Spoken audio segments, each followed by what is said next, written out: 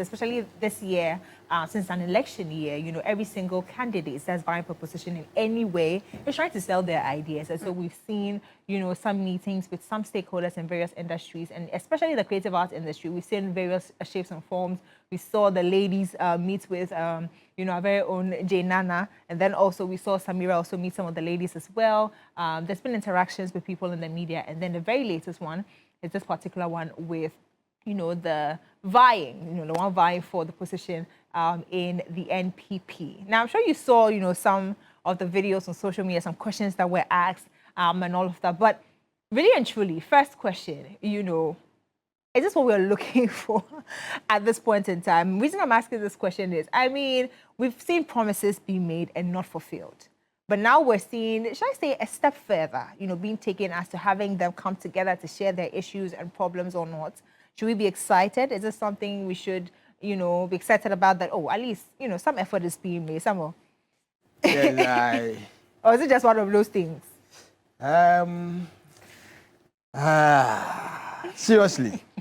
Seriously, I think that it's not too necessary, considering the fact that the candidate and his team, they've already come up with their manifesto.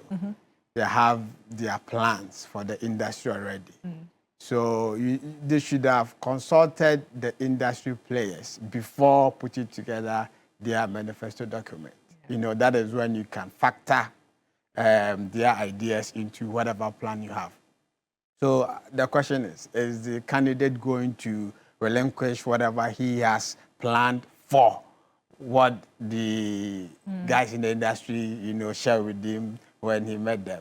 Well, I don't think so. Well, definitely not. Yes, but for candidates trying as much as possible to have a meeting of that sort with members of the creative arts industry is a testimony to the fact that persons within the creative arts industry are not people that we can overlook when it comes to the development of our country, because the creative arts industry is a very huge one. But just that most of the time, I realize that they bring together musicians and actors. But creative arts is a very broad industry, including beauticians, makeup artists, barbers, those into the landscaping. Okay, they are all part of the creative arts industry. Why is it that anytime we're having such a meeting, we overlook those, category of, persons? So I think that they should pay attention to that area as well. Creative arts is not just about music, dance, and, movies. It's a broad one. And again, so for those who often say that, but this guy is an actor, why does he want to become an MP? Or this guy is a comedian, why does he want to be a president? They should know that if indeed those who want to be president want to listen to them, that means that they are equally qualified to also vie for those positions. Yeah. You understand? So for me, it's good that you meet people within the industry to judge with them, but the timing, it should be before you put together your manifesto or your policy plan for the industry. That is what I think should have been done. But half a loaf is better than both loaves. But some people were actually picked to be on, the manifesto team. Some stakeholders in the space were also picked to share their ideas. But you still don't think it's enough, or those that were picked were not enough? You still think that this should have happened before? So you've already engaged some of them, and then you've solicited their opinions, and you put together your manifesto. Do you have to come and ask for other people's opinion again, or you go ahead with what you have? But maybe you wanted to also tell them directly what he has for them. So that is not bad, telling the members of the creative industry what you have for them so that they can also probe those questions. But we've had promises upon promises upon promises, and they are not fulfilled. Yeah. Just imagine that each district in Ghana is given a state-of-the-art auditorium, okay, where movie makers can go and show their movies, their films. You have about 260 districts in Ghana. So within the year, the producer of the movie has about 260 venues to show the movie. Already. And it's going to help them make money. Just having those auditoriums, those, places will even allow local artists to also stage shows there. It's not all the time that I need to travel from Amasaman to the National Theatre or the Accra International Conference Center for shows. Even that makes it more expensive. Yeah. Those venues are very, very expensive. Yeah. But if you have these, event centers that can, accommodate, let's say, 2,000 people, 1,000 people, it will allow the local artists to even stage shows and then play, drama, theater productions within their area. Yeah. And they'll get people coming and their prices or their fee also be low.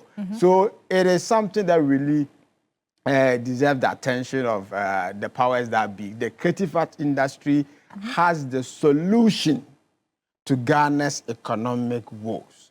We develop it well, we make a lot of money there. We develop it well, we create employment. Yeah. One artist, let's take Noella for example. Watch out for you have, you guys. you have your makeup artist, you have your Stylist. bodyguard, Yeah. you have your script writer.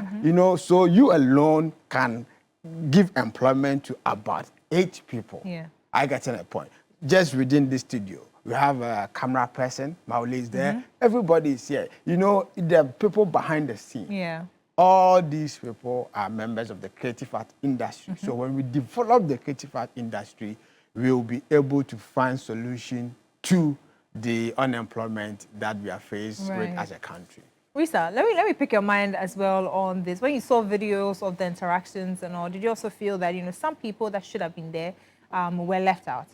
Yeah, I think I align with what Sammy said because I feel like the timing was wrong, and I feel it's just because of political reasons. That's why the meeting was had. But I think it was also, aside engaging with the creative stakeholders, it was also to launch the platform that they intend to bring out in November, the streaming platform. So, which I think, nonetheless, that's a good idea. Having our own streaming platforms where we make money on our own. Years ago, they were trying to tell us to promote Ghana-owned products, food, when it comes to food, music, and all that. So with the idea they having that streaming platform is a plus for all of us, But as Sammy said earlier, I think it would have been much appropriate if he had met with the creative arts stakeholders before the manifesto was written or done or even shared to the public, where they could have, all the questions they had could have, thrown at them for them to, put it down, pen it down and, kind of bring better ideas which will benefit the whole creative art group. And I agree because creative arts is not just about the music and the movie industry. There's the poets, there are a lot of sectors within the creative arts industry, which I think it was important.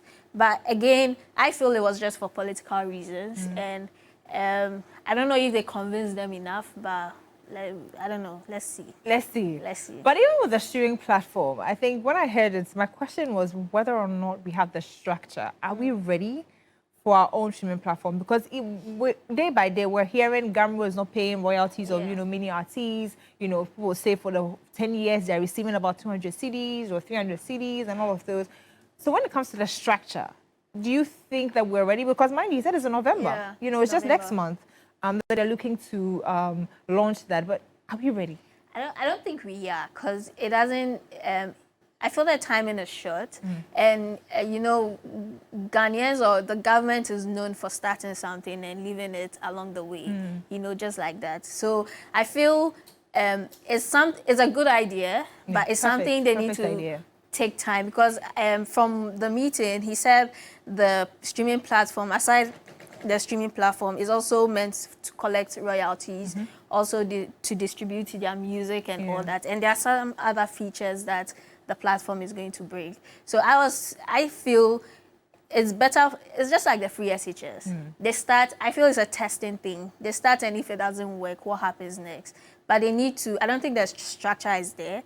I don't know what they have, but I feel the structure is not there yet, and the timing is too short. If they could take their time and put the structures in place, then maybe next year or next year when, if they are in power, they are not in power. whichever power that comes into government can take it upon themselves to, you know, develop it and make it a better one for us. And I think when it comes into fusion, it's going to benefit, you know, most people. Yeah. And I don't know whether that'll be the first in Africa. I don't know, but I think it will be good. It will definitely be good. Are you looking forward to it, Sabi? Yes. It's long overdue. Yeah. You know, it's part of the generation that we live in. You know, it's become part of our pop culture. And then, so for us to have our own indigenous streaming platform, it will go a long way to help the musicians. As you mentioned, Gambo, you see, there's a big challenge with the collection of the money. Yes. And again, it's more or less, you have to be part of it. The same with the streaming platform. You have to put your work on that platform, and it will be streamed, and you get money from that. So whichever way, it boils down to the artist, the individual creative, who is willing to put his or her work on that platform. If they don't put their work on the platform, the platform is just going to be like a white elephant. It's not going to be beneficial to anybody. Right. So you encourage them, let's put it to work, and let's all help make it work.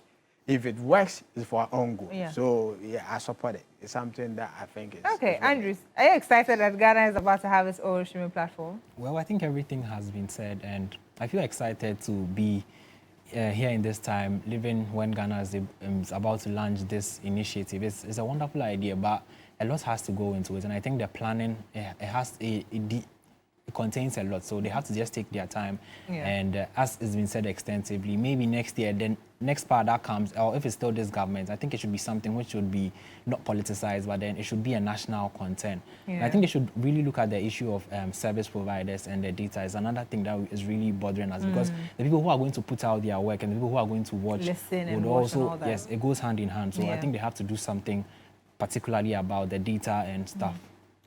Well, I just hope that this is not... And it has hit the nail. He has hit right it. on He the has head. hit it Seriously. right there. Because if data is expensive, I will not you cannot listen. stream. Exactly. Yes. I will So, listen to it. And it is a good Yeah. Well, I'm just hoping that all of this is, like you said, it's not just for show. Yeah. Really and truly, we see something happen. Exactly. You start, you give us, you know, progress updates, and then we see it, you know, come to fruition. So fingers crossed. We're definitely hoping for the best. Now,